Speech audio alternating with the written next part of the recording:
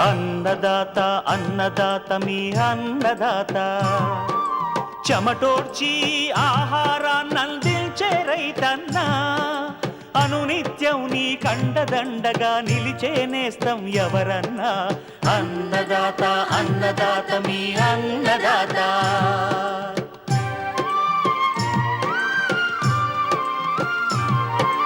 నూతన రీతుల సాగుబడికి, నూరింతలు పెరిగే దిగుబడికి సూచనలిచ్చే సస్య రక్షణకు, పశు పోషణకి శాస్త్ర విజ్ఞానం అందించి ముందుకు నడిపే తెలుగు రైతు భారతదేశానికి మకుటం అయ్యేలా తీర్చిదిద్దే ఆశయంతో మిమ్ము మేలు కొలిపేది అన్నదాత. అన్నదాత అన్నదాత మీ అన్నదాత. అన్నదాత అన్నదాత మీ అన్నదాత. అన్నదాత ప్రేక్షకులకు నమస్కారం. ఈనాటి ముఖ్యాంశాలు: చామంతి సాగులో మెలకువలు,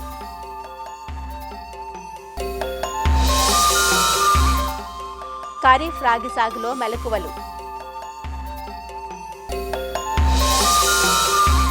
వరి బదులు ప్రత్యామ్నాయ పంటల సాగు మేలు, ఎల్నినో నేపథ్యంలో మెదక్ జిల్లాలో పంటల సాగుపై శాస్త్రవేత్త సూచనలు,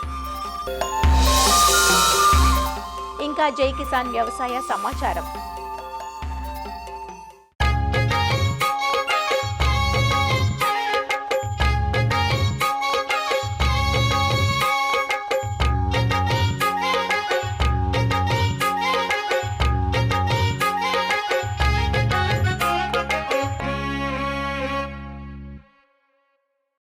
ఖరీఫ్లో సాగయ్యే చిరుధాన్యపు పంటల్లో రాగి ఒకటి. తక్కువ పెట్టుబడితో అందివచ్చే పంట ఇది. రాగిని శ్రీకాకుళం, విజయనగరం, విశాఖపట్నం, చిత్తూరు, తిరుపతి జిల్లాల్లో ఎక్కువగా సాగు చేస్తారు. ఖరీఫ్లో రాగిని విత్తుకునేందుకు జూలై, ఆగస్టు మాసాలు అనుకూలంగా ఉంటాయి. ఈ ఏడు ఉన్న ఎల్నినో పరిస్థితుల నేపథ్యంలో ఇతర పంటల కంటే చిరుధాన్యాల సాగు మేలని శాస్త్రవేత్తలు సూచిస్తున్న నేపథ్యంలో రాగిని బేషుగ్గా సాగు చేసుకునే వీలుంది. రాగిని నేరుగా విత్తుకుని గాని, నారు పెంచి నాటుకుని గాని సాగు చేయవచ్చు. రకాల ఎంపికతో పాటు మనం చేపట్టే మేలైన యాజమాన్యంతో ఎకరాకు 12 నుంచి 15 క్వింటాల దిగుబడి సాధించే అవకాశం ఉందంటూ ఖరీఫ్ రాగి సాగులో యాజమాన్యం గురించి తెలియజేస్తున్నారు ఆచార్య ఎన్జీ రంగా వ్యవసాయ విశ్వవిద్యాలయం ఆముదాలవలస కృషి విజ్ఞాన కేంద్రం శాస్త్రవేత్త డాక్టర్ కిరణ్ కుమార్. ప్రస్తుతం రైతు సోదరులు ఈ ఖరీఫ్ పంట కింద ఈ రాగి పంటను కూడా ఎక్కువగా సాగు చేయడం జరుగుతుంది. ఈ రాగులు ముఖ్యంగా ఈ మిల్లెట్స్ జాతికి చెందిన కాబట్టి ఈ మిల్లెట్స్ అన్నీ కూడా ఖరీఫ్లో ప్రత్యేకించి ఎక్కడైతే ఈ తేలికపాటి నేలలు ఉంటాయో, ఏజెన్సీ ప్రాంతాలైన ఈ శ్రీకాకుళం, విజయనగరం, విశాఖపట్నం జిల్లాల్లో విరివిగా ఎక్కువ మొత్తంలో ఎక్కువ విస్తీర్ణంలో సాగు చేయడానికి మంచి అనువైన పంట కింద దీన్ని చెప్పవచ్చు. ఈ తొలకరలో వేసేటప్పుడు కొన్ని యాజమాన్య పద్ధతులు పాటించినట్టయితే మంచి దిగుబడి రావడానికి ఆస్కారం ఉంటుంది. వీటిలో నేలలు మనం గమనిస్తే తేలికపాటి నేలలు, బరువైన నేలలు రెండింటిలో కూడా వీటిని మనం సాగు చేసుకోవచ్చు అండి. నేల తయారీ మనం గమనిస్తే ఇది చిన్న విత్తనం కాబట్టి దీన్ని బాగా దుక్కి చేసుకొని చివరి దుక్కిలో మనకు 4 టన్నుల వరకు కూడా ఒక ఎకరాకు పశువుల ఎరువు వేసి కలిగి దున్నుకొని మనం విత్తనం వేసుకుంటే చాలా బాగుంటుంది. ఇది జూలై నుంచి ఆగస్టు వరకు కూడా దీన్ని మనం వెతుకోవడానికి అనువైన సమయం కింద చెప్పొచ్చు. రకాల ఎంపిక కూడా రైతులు కొంచెం అవగాహన కలిగి ఉండాలి. ఈ రకాల ఎంపికలో మేజర్గా గోస్తని అనే రకం, ఇది 110 నుంచి 115 రోజుల్లో పంట చేతికి వచ్చేస్తూ 14 నుంచి 15 క్వింటాల్ దిగుబడిని ఒక ఎకరాకి అందిస్తూ ఇది మనకి పొడ తెగుల్ని అలాగే అగ్గి తెగుల్ని కూడా తట్టుకుంటుంది.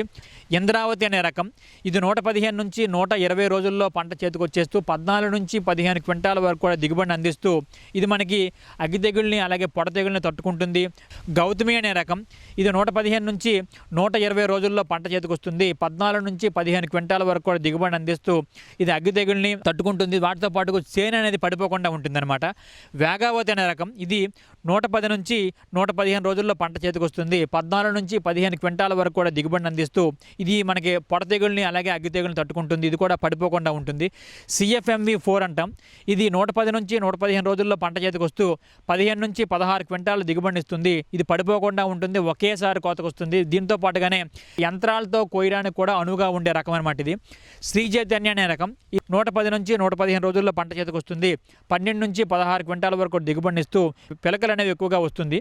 అలాగే ఒక్రా అనే రకం 105 నుంచి 110 రోజుల్లో పంట చేతికొస్తూ 13 నుంచి 15 క్వింటాల వరకు కూడా దిగుబడిని అందిస్తూ ఇవి వెన్నులు చాలా పెద్దవిగా ఉంటుంది, ముద్దగా ఉండి అగ్గి తెగులను కూడా తట్టుకొని పెరిగే రకాలన్నమాట.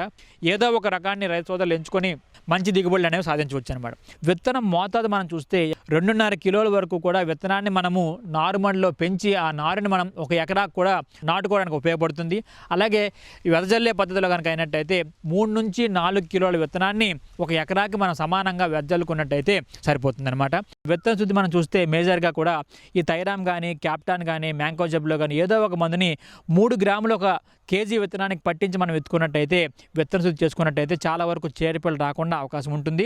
విత్తే దూరం మనం వరుసల్లో కనుక విత్తుకున్నట్టయితే 100 రోజుల కంటే తక్కువలో మనకు పంట చేతికొచ్చే రకాలు ఉన్నాయో దాన్ని స్వల్పకాలిక రకాలు అంటారు. అవి 15 సెంటీమీటర్ల వరుసకి, అలాగే వరుసలోని మొక్కకి 10 సెంటీమీటర్లు వచ్చే విధంగా పెట్టుకొని మనం నాటుకోవచ్చు. అలాగే దీర్ఘకాలిక రకాలైనటువంటి అంటే 100 రోజులకి మించి ఉన్నటువంటి రకాలన్నిటికీ కూడా వరుసకి 15 నుంచి 20 సెంటీమీటర్లు, అలాగే వరుసలోని మొక్కకి 15 సెంటీమీటర్లు వచ్చే విధంగా మనం పెట్టుకొని మనం నాటుకోవచ్చు అనమాట. అలాగే కలుపు నివారణకు ముఖ్యంగా కూడా ఈ విత్తనం విత్తిన వెంబటే పెండిమెథాలిన్ అనే మందుని 600 మిల్లీలీటర్లు ఒక 200 లీటర్ నీటిలో కలిపి మనం ఎకరా అంతా కూడా సమానంగా తడిచేటట్టు పిచికారీ చేస్తే ఈ కలుపు మొక్కల్ని మనం సమర్థవంతంగా ఒక 20 రోజుల వరకు కూడా నివారించుకోవచ్చు. వీటితో పాటుగానే 20 నుంచి 25 రోజులు దాటిన తర్వాత ఈ వచ్చినటువంటి వెడల్పాటి కలుపు మొక్కలు, అలాగే మన గడ్డి జాతి కలుపు మొక్కలను మనం నివారించాలంటే ప్రధానంగా కూడా ఈ బిస్పైరిబ్యాక్ సోడియం అనే మందుని ఈ మధ్య కాలంలో మనం 60 మిల్లీలీటర్లు 200 లీటర్ నీటిలో కలిపి మనం పిచికారీ చేస్తే సమర్థవంతంగా ఈ గడ్డి జాతి మొక్కల్ని, అలాగే కూర జాతి మొక్కల్ని కూడా అది మనకి సమర్థవంతంగా అరికడుతుంది. అలా కాకుండా ఓన్లీ కూర జాతి మొక్కలు ఎక్కువగా ఉన్నట్టయితే 2,4-D సోడియం సాల్ట్ని కూడా 400 గ్రాములు ఒక ఎకరాకు 200 లీటర్ నీటిలో కలిపి మనం పిచికారీ చేసినా కూడా సమర్థవంతంగా ఈ కూర జాతి మొక్కలను కూడా మనం నివారించుకోవచ్చు. అలాగే ఎరువుల విషయం మనం గమనిస్తే ఇది తక్కువ మొత్తంలోనే పోషకాలని మనకు కావాల్సిన పంట కింద మనం చెప్పొచ్చు. దీనికోసమే రైతు సోదరులు 44 కిలోల యూరియాని, 26 కిలోల డిఏపిని, 14 కిలోల ఈ మొరేటా పొటాషిని వేసుకుంటే సరిపోతుంది. దీనికోసమే రైతు సోదరులు విత్తనం వేసేటప్పుడే 26 కిలోల డిఏపిని, 14 కిలోల మొరేటా పొటాషిని, వీటితో పాటుగా సగభాగం నత్రజనిని మనం వేసుకున్నట్టయితే సరిపోతుంది. మిగిలిన నత్రజనిని 30 రోజుల తర్వాత మనం వేసుకున్నట్టయితే పంట వేసిన తర్వాత చాలా మంచిగా వెన్నులు రావడానికి, దిగుబడులు కూడా పెరగడానికి అవకాశం ఉంటుంది. ఇక నీటి యాజమాన్యం చూసుకున్నప్పుడు ఈ తొలకరిలో నీటి యాజమాన్యం అనేది అంత ఎక్కువగా బయట నుంచి పట్టాల్సిన అవసరం ఉండదు. ఒకవేళ అవసరం పడేటప్పుడైతే మాత్రం పోత్ దశ అనేది, అలాగే గింజ పాలు పోసుకున్న దశలు అనేవి చాలా తేమకు సున్నితంగా ఉంటాయి కాబట్టి ఆ 2 దశల్లో తప్పనిసరిగా మనం బయట నుంచి నీరు పెట్టాల్సిన అవసరం ఎంతైనా ఉంటుంది. ఇక సస్యరక్షణ విషయానికి వచ్చినప్పటికీ దీంట్లో ముఖ్యంగా కూడా ఈ గులాబీ రంగు కాండం తొలిచే పురుగు అనేది మనకు ఆశించి నష్టపరుస్తూ ఉంటుంది. ఇది ఆకుల మీద ఉన్నటువంటి పత్రహరితాన్ని గోకి తిని సూది మనతో చేసినటువంటి రంధ్రాలు, అంటే గుండ్రంగా రంధ్రాలు ఏర్పడి ఆ తర్వాత మొవ్వు లోపలికి దిగిపోయి మొవ్వుని తినడం వల్ల ఏమవుతుందంటే దాని నుంచి కంకి అనేది రాదు. ఆ కంకి వచ్చినా కూడా అందులో గింజలు అనేవి కట్టకుండా ఉండిపోతుంది అనమాట. దీన్ని మనం నివారించాలంటే ఈ ఇమామెక్టిన్ బెంజోయేట్ అనే మందుని 0.4 గ్రాములు ఒక లీటర్ నీటి కలిపి పిచికారీ చేయొచ్చు. లేని పక్షంలో ఈ క్లోరాంట్రిన్ ఇలిప్రోల్ అనే మందుని కూడా ఎకరాకు 60 మిల్లీలీటర్లు 200 లీటర్ నీటిలో కలిపి మనం పిచికారీ చేసినా కూడా దీన్ని సమర్థవంతంగా అరికట్టుకోవచ్చు. వీటితో పాటుగా తెగుళ్ళ విషయంకి వచ్చినప్పటికీ ఈ అగ్గి తెగులు ముఖ్యంగా ఈ మొక్క తాలూకా ఆకుల మీద నూలుకండ ఆకారంలో మచ్చలు అనేవి ఏర్పడటం, మచ్చల మధ్య భాగం అనేది పక్షి కన్నులాగా కనిపించి గోధుమ వర్ణ మచ్చలు అనేవి ఏర్పడతా ఉంటాయి. ఈ క్రమేణా ఈ మొక్క ఆకుల పైనుంచి కాండం మీద, అలాగే కంకి మీద కూడా మనం దీన్ని గమనించవచ్చు. కాబట్టి ఈ ట్రైసైక్లాజోల్ అనే మందుని 0.6 గ్రాములు ఒక లీటర్ నీటి కలిపి మనం పిచికారీ చేసినప్పుడు ఈ అగ్గి తెగుల్ని సమర్థవంతంగా అరికట్టుకోవచ్చు. ఇక కోత విషయం మనం గమనించినట్టయితే ఈ గింజలు అనేవి మనకి ఇటుక రంగులోకి మారినప్పుడు ఈ ఎన్నులు అనేవి కొయ్యడం, ఆ తర్వాత చక్కగా ఎండబెట్టి దాన్ని ఈ ట్రాక్టర్తో కానీ లేదా కర్రలతో కొట్టి కానీ గింజల్ని వేరు చేసి మనం 10 నుంచి 12% వరకు కూడా ఈ తేమ అనేది వచ్చినంత వరకు ఎండబెట్టుకొని ఆ తర్వాత మనం మార్కెట్ చేసుకున్నట్టయితే మంచి నికర ఆదాయం అనేది రావడానికి ఆస్కారం ఉంటుంది. కాబట్టి రైతు సోదరులు ఈ తొలకరిలో వేసినటువంటి ఈ రాగి పంటకు ఈ తగిన యాజమాన్య చర్యలు చేపట్టినట్టయితే మంచి దిగుబడులు అనేవి సాధించడానికి ఆస్కారం ఉంటుంది.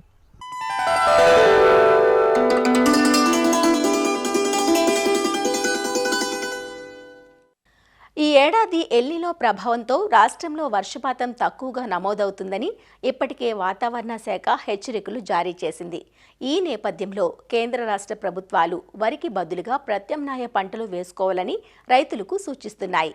మెదక్ జిల్లాలో తక్కువ నీటితో పంటలు పండించుకునే అవకాశాలపై మెదక్ జిల్లా తునికి కృషి విజ్ఞాన కేంద్రం ఉద్యానవన శాఖ శాస్త్రవేత్త శ్రీనివాస్తో మా ప్రతినిధి ప్రశాంత్ ముఖాముఖి ఇప్పుడు చూద్దాం.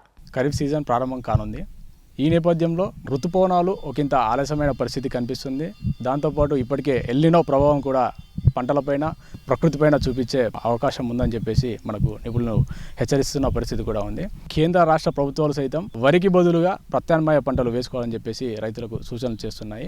ఈ నేపథ్యంలో ఎలాంటి పంటల వైపు రైతులు మొగ్గు చూపితే అధిక లాభాలు గడించవచ్చు, పెట్టుబడికి సైతం తక్కువ ఉండే ఉద్యాన పంటలు ఏమున్నాయి, ఎలాంటి సబ్సిడీలు కల్పిస్తున్నాయి, సౌకర్యాలు కల్పిస్తున్నాయి అంశాలు మనతో పంచుకోవడానికి తునికిలోని కృషి విజ్ఞాన కేంద్రం ఉద్యానవన శాఖ సైంటిస్ట్ ఉన్నారు. వారిని అడిగి మిగిలిన విషయాలు తెలుసుకుందాం. సార్ చెప్పండి, ముఖ్యంగా రైతుకు ప్రత్యామ్నాయ పంటలు ఏది వేసుకుంటే బాగుంటుందని మీరు సూచిస్తారు?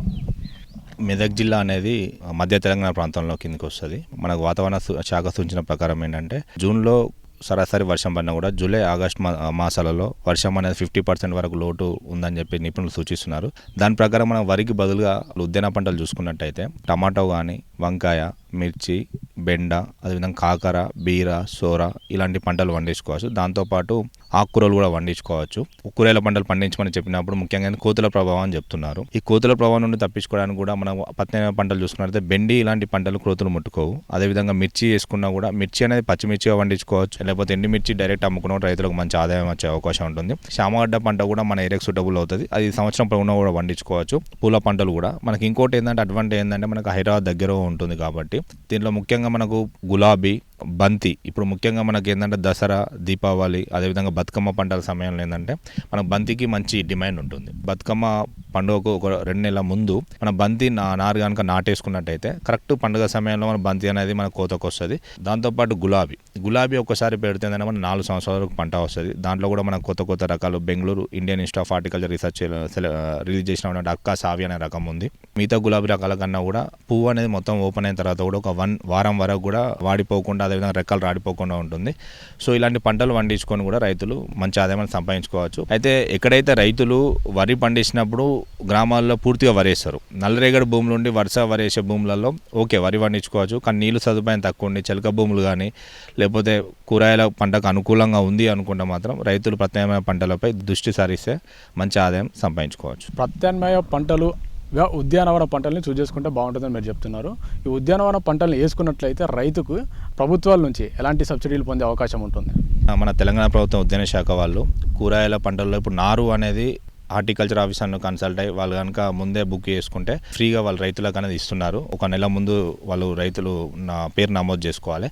డ్రిప్ ఇరిగేషన్ సిస్టమ్ మీద సబ్సిడీ అందిస్తున్నారు. అదేవిధంగా కలుపు రాకుండా ఉండడానికి మల్చింగ్ షీట్స్ కూడా ప్రొవైడ్ చేస్తున్నారు. ఈ విధంగా కూడా సబ్సిడీ ఉంది. మనకు కృషి విజ్ఞాన కేంద్రంలో మనకు రైతులు కూరగాయల పంటలు పండించుకోవాలనుకుంటే ఏ రకాలు వేసుకోవాలి, అదేవిధంగా పంట పెరుగుదల దశలో కూడా ఏమైనా రోగాలు వచ్చినా కూడా ఎరువుల యాజమాన్యాల గురించి కూడా రైతులకు సలహాలు సూచనలు ఇస్తాము. ఈ తీగజాతి కూరగాయల్లో మనకు పండుగ బెడత ఎక్కువ ఉంటుంది. దానికోసం మనము బయట నుంచి రైతులకు ఫ్రూట్ ఫ్లై ట్రాప్స్ అనేది తెప్పించి రైతులకు డిస్ట్రిబ్యూట్ చేయడం జరుగుతుంది. కూరగాయల పంటలో ముఖ్యంగా ఏంటంటే బెడ్ సిస్టమ్ వేసుకుంటాం. రైతులకు ఏంటంటే కల్టివేటర్ కానీ రోటోవేటర్ కానీ బెడ్ మేకింగ్ చేయడం కూడా మనకు పనిముట్లకు సంబంధించిన ఫార్మ్ మిషనరీ ఇంప్లిమెంట్స్ ఇవ్వడానికి కూడా మనకు ఒకటి ఇంప్లిమెంట్ షెడ్ ఉంది. అదేవిధంగా న్యూట్రియం మేనేజ్మెంట్ చూసుకున్నట్టయితే మన కృషి విజ్ఞాన కేంద్రంలో బయో ఫెర్టిలైజర్స్ అండ్ ల్యాబ్ ఉంది. మనకు ఎరువుల యాజమాన్యం అనేది చాలా ముఖ్యం. కూరగాయల పంటలో ఓన్లీ రసాయనిక ఎరువుల మీద ఆధారం డిపెండ్ అయితే మనకు దిగుబడి తగ్గుతుంది. కాబట్టి భూమిలో ఉన్న ఎరువులను న్యూట్రియంట్స్ను మొక్క తీసుకుని చేయాలంటే జీవన ఎరువులు అనేది చాలా ముఖ్య పాత్ర వహిస్తాయి. అలాంటి ల్యాబ్ కూడా మన దగ్గర ఉంది. కాబట్టి ప్రతి రైతు కూడా ఎకరానికి 2 లీటర్ల జీవన ఎరువులు వాడుకున్నట్టయితే మంచి దిగుబడులు వస్తాయి. దానికి తగ్గట్టు కూడా మనకు మంచి best quality bio fertilisers 180 rupees litre చొప్పున మనం ఫార్మర్స్ కూడా డిస్ట్రిబ్యూట్ చేస్తున్నాం. వర్మీ కంపోస్ట్ కూడా మన కృషి విజ్ఞాన కేంద్రం ఆవరణలో మనం ప్రొడ్యూస్ చేస్తున్నాం పెద్ద మొత్తంలో. కావాల్సిన రైతులు కూడా మన దగ్గర నుంచి తీసుకోవచ్చు. ఆవు మూత్రం కానీ లేకపోతే ఘనజీవామృతం కానీ ఇంకోటి వర్మీ వాష్ కానీ ఇలాంటి మనము రైతులకు మన కేవీకే నుండి తోడ్పాటును అందిస్తున్నాము. ఇంకా రైతులు ఎవరైతే కూరగాయలు పండించుకున్నారో అనుకోండి, ఈ వర్షాకాలం పంటల్లో టమాటా, వంకాయ, బెండి, అదేవిధంగా తీగజాతి కూరగాయలు ఇలాంటివి వేసుకోవచ్చు. ఇక కాకపోతే రైతులు ఏంటంటే ఒకేసారి మొత్తం వేయకుండా తనకున్న ల్యాండ్లో ఈ మంత్ ఒక 1 ఎకర్ హాఫ్ ఎకర్ వేసుకుంటే నెక్స్ట్ మంత్ అట్లా వేసుకుంటే ఒక ఫేజ్ వైజ్ వేసుకుంటే ఏంటంటే రేట్ ఎక్కువ తక్కువ కూడా ఆదాయం వచ్చే అవకాశం ఉంది. ఇంకోటి కూరగాయల పంటలో చూసుకున్నట్టయితే మనకు మిర్చికి ఎప్పుడు కానీ హోల్సేల్ ప్రైస్ 20 నుంచి 25 రూపాయలు ఉంటుంది మార్కెట్లో. సో కాబట్టి రైతు నష్టపోయే అవకాశం ఉండదు. ఇంకోటి తీగజాతి కూరగాయలు కాకర బీర పంటలు అనేది సంవత్సరం పొన్న కూడా మనకు 25 నుంచి 30 రూపాయల హోల్సేల్ ప్రైస్ ఉంటుంది. ఎవరైతే రైతులు పర్మనెంట్ పండాల సిస్టమ్ ఉంటే దాని మీద పండించుకోవచ్చు. ఒకవేళ పర్మనెంట్ పండాల సిస్టమ్ లేకపోయినా కూడా వెదురు బొంగులతో తాత్కాలిక పందులు ఏర్పరచుకొని దాని మీద కనుక తీగజాతి పంటలు వేసుకుంటే రైతులకు మంచి ఆదాయం వచ్చే అవకాశం ఉంటుంది. ఎందుకంటే ఒక ఎకరానికి మనకు తాత్కాలిక పందిరి పద్ధతులు కూడా ఎకరానికి 7 నుంచి 8 టన్నుల దిగుబడి తీసుకోవచ్చు. ఆగస్టు అదేవిధంగా సెప్టెంబర్ మాసాల్లో కూడా క్యాబేజ్ క్యాలిఫ్లవర్ పంటలు పండించుకున్నట్టయితే ఆఫ్ సీజన్లో ఆ టైంలో పండించుకుంటే అవి మెచ్యూర్ అయ్యేసరికి మనకు అక్టోబర్ నవంబర్ టైంలో వస్తాయి. ఆ టైంలో మార్కెట్లో ఏంటంటే మనకు ఈ క్యాబేజీ క్యాలిఫ్లవర్ అనేది తక్కువ అందుబాటులో ఉంటుంది కాబట్టి మంచి రేట్ వచ్చే అవకాశం ఉంటుంది కాబట్టి దానివల్ల కూడా రైతులకు ఆదాయం పెరుగుతుంది. మొత్తంగా చూసినట్లయితే సబ్సిడీతో కూడిన మొలకలు ఇవ్వడంతో పాటు పంట ఏపుగా వచ్చి కాపు దశకు వచ్చి అది అమ్ముకునే వరకు కూడా వాళ్ళకి తగిన సలహాలు సూచనలు అందిస్తూ ఉంటామని చెప్పి ఇక్కడ మనకి శాస్త్రవేత్త చెబుతున్న పరిస్థితి ఉంది. కెమెరామ్యాన్ ఉమామేశ్వరరావుతో ప్రశాంత్, ఈటీవీ న్యూస్, తునికి, కేవీకే నుంచి.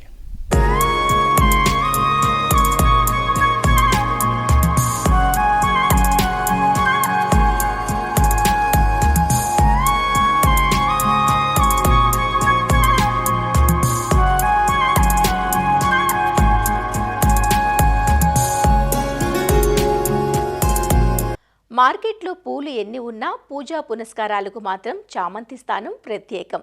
ముద్దగా ముగ్ధంగా ఇంపైన వన్నెతో ప్రత్యేక గుబాళింపుతో 2-3 రోజులైనా అంతే తాజాదనంతో నిలబడి కనికట్టు చేసే ఈ సుందర సుమాలు ఏడాదిలో ఒక 6-7 నెలలు మాత్రమే లభ్యమై పూల మార్కెట్ను శాసిస్తాయి. పసిడి వన్నెలోనే కాక ఎరుపు, తెలుపు, కుంకుమ రంగుల్లో ఉండే చామంతి పూలకు పండుగ సమయాల్లో మరింత గిరాకీ ఉంటుంది. విడి పువ్వుగా, కోత పువ్వుగా వాడుకునేందుకు సైతం ప్రత్యేక రకాలు అందుబాటులో ఉన్నాయి.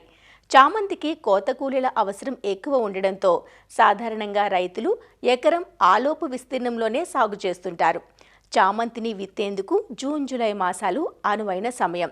చామంతి సాగులో పాటించాల్సిన యాజమాన్య సస్యరక్షణ చర్యల గురించి తెలియజేస్తున్నారు ప్రొఫెసర్ జయశంకర్, తెలంగాణ రాష్ట్ర వ్యవసాయ విశ్వవిద్యాలయం, నాగర్ కర్నూలు జిల్లా పాలెం కృషి విజ్ఞాన కేంద్రం శాస్త్రవేత్త డాక్టర్ ఏ శంకర్. చామంతి పంట మనకు చలికాలంలో పూతకొస్తుంది. సో మనం జూన్, జూలైలో చామంతిని నాటుకున్నట్లయితే మనకు అక్టోబర్, నవంబర్ నుంచి పూతకు వస్తుంది. చామంతి నాటుకోవడానికి ఎర్రగరప నేలలు, తటస్థ నేలలు, నీరు నిల్వ లాంటి నేలలు, మంచి సేంద్రియ కార్బన్ ఉన్నటువంటి నేలలు చాలా అనుకూలంగా ఉంటాయి. సో చామంతి నాటుకోవడానికి భూమిని 3 నుంచి 4 సార్లు మెత్తడి దుక్కి చేసుకొని ఆఖరి దుక్కిలో 3 నుంచి 4 టన్నుల పశువుల ఎరువు వేసుకోవాలి. ఈ రకాలకు వచ్చినట్లయితే ఇప్పుడు సుగంధ ఎల్లో, సుగంధ వైట్, పూర్ణిమ ఎల్లో, పూర్ణిమ వైట్ అనే రకాలు ఎక్కువ సాగులో ప్రాచుర్యం ఉన్నవి. అలాగే పాత రకమైన సిల్పర్ అనే రకం కూడా రైతులు సాగు చేస్తున్నారు. చామంతిని మనం సాధారణంగా సక్కర్స్ ద్వారా కానీ రూటెడ్ కటింగ్స్ ద్వారా కానీ మనం ప్రధాన పొలంలో నాటుకుంటాము. దీన్ని నాటుకోవడానికి మనకు రెండు వరుసల మధ్యలో 40 సెంటీమీటర్లు, వరుసల్లోని మొక్కల మధ్య 30 సెంటీమీటర్లు లేదా 30 సెంటీమీటర్లు బై 30 సెంటీమీటర్లు దూరం ఉండేలాగా ఎత్తుబెళ్ళ ద్వారా కానీ బోదెలసాల పద్ధతిలో కానీ చేసుకొని మనం ఈ చామంతిని నాటుకోవాలి. సో నాటుకోవడానికి ముందు 150 కిలోల సింగిల్ సూపర్ ఫాస్ఫేట్, అలాగే 54 కిలోల యూరియా, 50 కిలోల మ్యూరేట్ ఆఫ్ పొటాష్ని ఆఖరి దుక్కులో వేసుకోవాలి.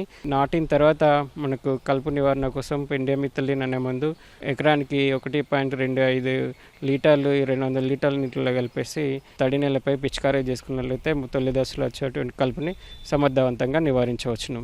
తర్వాత నాటిన వెంటనే మనం నీటిని పారించాలి. ప్రతి 3 రోజులకు ఒకసారి మొదటి నెల రోజులు మనము నీటిని పారించినట్లయితే మొక్కలు బాగా ఏనుకుంటాయి.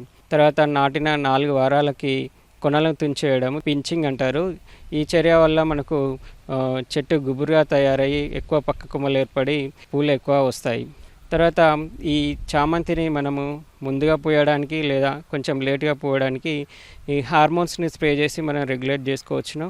లేట్గా పూత రావడానికి నాప్తలిన్ ఎస్టిక్ యాసిడ్ అనే మందుని 100 ppm గాఢతతోని పూతకు ముందు పిచికారీ చేసినట్లయితే మనకు 15-20 రోజులు లేటుగా పూతకు వస్తుంది. అలాగే మనకు త్వరగా పూతకు రావాలంటే జిబ్రెల్లిక్ యాసిడ్ 100 నుంచి 150 ppm గాఢత ద్రావణం తయారు చేసుకొని పిచికారీ చేసుకున్నట్లయితే 15 నుంచి 20 రోజుల ముందు మనకు పూత వచ్చడానికి చేసుకోవచ్చును. తెగుళ్ళు పురుగుల విషయానికి వచ్చినట్లయితే పురుగులలో ఎక్కువ సమస్యగా ఉండేటువంటిది రసం పీల్చే పురుగులు. ఈ రసం పీల్చే పురుగులు పేనుబంక, తామర పురుగు, అలాగే పిండి నల్లి ఇవి ఎక్కువగా నష్టాన్ని చేకూరుస్తాయి. అలాగే ఎక్కువ ఆశించినప్పుడు పూలు వంకరగా ఉండడము, లేదంటే పూర్వీకులు రాలిపోవడము, చెట్టు గిర్చబారిపోవడము, చనిపోవడం జరుగుతుంది. సో వీటి నివారణకు మనకు ఇమిడాక్లోర్పిడ్ అనే మందు 0.4 ml లీటర్ నీటికి కలిపి 1 లేదా 2 సార్లు పిచికారీ చేసుకొని సమర్థవంతంగా నివారించుకోవచ్చును. ఆకుతినే పురుగు నివారించుకోవడానికి ప్రొఫెనోఫాజ్ అయితే లీటర్కి 2 ml లేదా ఇమామెక్టిక్ బెంజోయేట్ అయితే 0.4 గ్రాములు లీటర్ నీటికి కలిపి పిచికారీ చేసుకొని నివారించుకోవచ్చును. సో ఆకుమచ్చ తెగులు వచ్చినట్లయితే ఆకులన్నీ బ్రౌన్ కలర్లో మారిపోయి ఎండిపోయి రాలిపోతాయి. సో చెట్టు నిర్జీవంగా తయారవుతుంది. మ్యాంకోజెబ్ అనే మందు లీటర్కి 2.5 గ్రాములు కలిపి వర్షాలు పడిన సమయంలో 1 లేదా 2 సార్లు పిచికారీ చేసుకున్నట్లయితే మనం ఈ తెగుల్ని సమర్థవంతంగా నివారించుకోవచ్చును. ఫుజేరియం ఎండు తెగులు ఇది ఎక్కువ వర్షాలు పడి నీరు నిల్వ ఉన్న పరిస్థితుల్లో, తేమ భూమిలో నుంచి తొందరగా ఆరని పరిస్థితుల్లో మొక్కలన్నీ ఎండిపోయి చనిపోతుంది. ఇది గమనించిన వెంటనే కాపర్ ఆక్సిక్లోరైడ్ లీటర్కి 3 గ్రాములు చొప్పున కలిపి పాదులలో మొదలలో పోయాలి. పువ్వుకుళ్ళు ఏమన్నా గమనించిన వెంటనే మనకు ప్రోపికోనోజల్ అన్న మందు అయితే 1 ml లేదా నెటివో అనే మందు అయితే 0.75 గ్రాములు లీటర్ నీటి కలిపి 1 లేదా 2 సార్లు పిచికారీ చేసుకొని నివారించుకోవచ్చును. పూలు మనకు అయినా వెంటనే ఆల్టర్నేట్ డే కట్ చేసేసి బాంబూ బాస్కెట్స్లో కానీ ప్లాస్టిక్ ట్రేస్లో కానీ ప్యాక్ చేసి మనం మార్కెట్కి తరలించుకున్నట్లయితే మంచి ఆదాయం లభిస్తుంది. So market facility, market demand అనుగుణంగా చిన్న సన్నకారు రైతులు కూడా ఈ చామంతి సాగుని చేపట్టి మంచి నికర ఆదాయం పొందవచ్చు.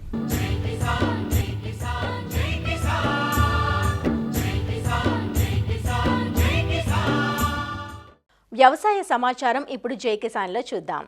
ఉద్యాన పంటల సాగులో రైతులకు వెన్నుదన్నుగా ఉంటూ వారి ఆర్థిక పురోగతికి బాటలు వేస్తోంది డాక్టర్ వైఎస్ఆర్ ఉద్యాన విశ్వవిద్యాలయం. పశ్చిమ గోదావరి జిల్లా తాడేపల్లిగూడెం మండలం వెంకటరామన్నగూడెంలో 19 ఏళ్ల క్రితం ఏర్పాటై పలు పరిశోధనలు, వంగడాల రూపకల్పనలో విశేష స్థానాన్ని సంపాదించుకుంటూ తనకంటూ ఒక ప్రత్యేక స్థానాన్ని నిలుపుకుంది. ఈ సందర్భంగా పరిశోధనా స్థానం ఉపకులపతి డాక్టర్ కె ధనుంజయరావు మాట్లాడుతూ విశ్వవిద్యాలయం పరిధిలోని కళాశాలలు, పరిశోధనా స్థానాలు, కేవీకేలు విశేష సేవలందిస్తున్నాయన్నారు. ఉద్యాన ఉత్పత్తులకు పెరుగుతున్న డిమాండ్ నేపథ్యంలో దిగుబడుల పెంపుపై మరింత కృషి చేస్తామన్నారు. వ్యవస్థాపక దినోత్సవం సందర్భంగా ఏర్పాటు చేసిన కార్యక్రమానికి శాస్త్రవేత్తలు, అధికారులు, స్థానిక ప్రజాప్రతినిధులు, రైతులు అధిక సంఖ్యలో హాజరయ్యారు. డాక్టర్ వైఎస్ఆర్ హార్టికల్చర్ యూనివర్సిటీ 19వ వ్యవస్థాపక దినోత్సవం ఫౌండేషన్ డే జరుపుకుంటున్నాం. మనకి డాక్టర్ వైఎస్ఆర్ హార్టికల్చర్ యూనివర్సిటీ ఆచార్య ఇంజనీరింగ్ అగ్రికల్చర్ యూనివర్సిటీ నుంచి సపరేట్ అయ్యి డాక్టర్ వైఎస్ఆర్ హార్టికల్చర్ యూనివర్సిటీ 2007లో మనం వెంకటరామన్నగూడెం, పశ్చిమ గోదావరి జిల్లాలో ఉన్నటువంటి వెంకటరామన్నగూడెంలో స్థాపించడం జరిగింది. అనేక రకాల 38 రకాలు ఇప్పటికే రూపొందించి ఇటు భారతదేశంలో ఉన్నటువంటి రైతులకి, అలాగే మన రాష్ట్రంలో ఉన్నటువంటి రైతులు మనం రూపొందించినటువంటి రకాలు చాలా మంచి ప్రాచుర్యం పొందినాయి.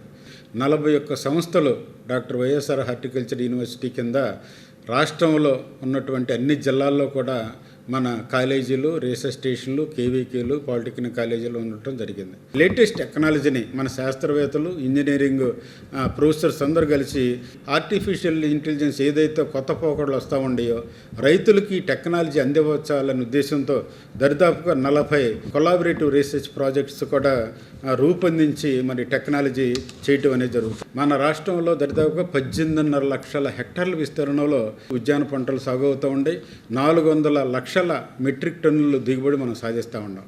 అదే భారతదేశాన్ని విషయానికి వస్తే 30 మిలియన్ హెక్టార్స్ విస్తీర్ణంలో మనకి ఉద్యాన పంటలు సాగు అవుతూ 370 మిలియన్ మెట్రిక్ టన్నులు మనం ఈ ప్రొడక్షన్ సాధిస్తామన్నాం, ఉత్పత్తిని సాధిస్తామన్నాం. కేంద్ర ప్రభుత్వం కూడా mission for integrated horticulture development దాంట్లో MIDH కింద, అలాగే హార్టికల్చర్ మిషన్లు, state horticulture machine, central national horticulture machine, MIDH ఇవన్నీ కూడా చాలా ఆర్కే ప్రాజెక్ట్స్ ఇవన్నీ కూడా కేంద్ర ప్రభుత్వం కూడా కోట్ల రూపాయలు మరి ఈరోజు మరి రైతులకి ఉపయోగపడేటటువంటి ఆర్కే ద్వారా ల్యాబ్స్ ఎస్టాబ్లిష్ చేయటం, ఎక్విప్మెంట్ మరి చేయటం అనేది జరుగుతుంది. మరిన్ని విభిన్న అంశాలతో రేపటి అన్నదాతలో మళ్ళీ కలుసుకుందాం. నమస్కారం. అన్నదాతలు తమ సందేహాలు, సమస్యలను 18004254085 టోల్ ఫ్రీ నంబర్లో ఉదయం 10 నుంచి 11 గంటల మధ్య పని దినాలలో సంప్రదించగలరు.